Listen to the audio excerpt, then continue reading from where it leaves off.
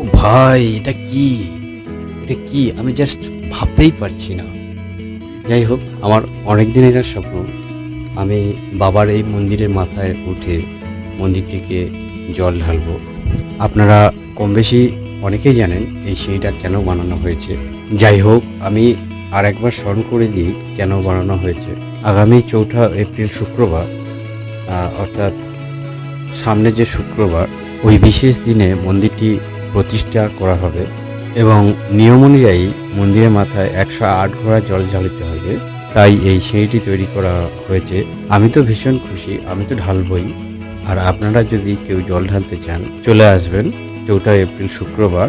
ঠিকানাটা হলো Gopalnagar ঘোড়ামিপাড়া, south ২৪ Pargana, near মন্দির বাজার, সকাল ৮টার মধ্যে।